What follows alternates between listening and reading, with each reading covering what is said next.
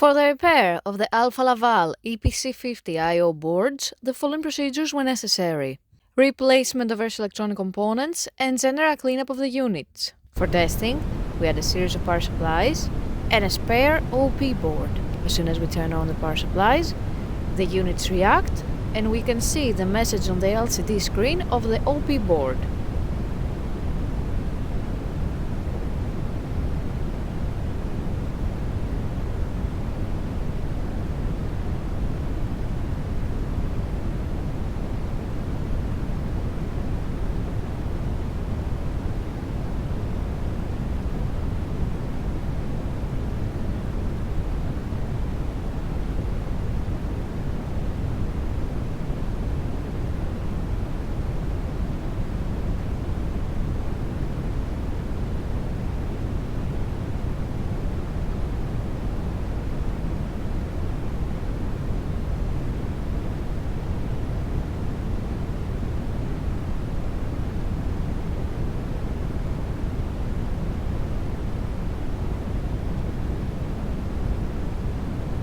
No further testing is possible due to lack of additional units.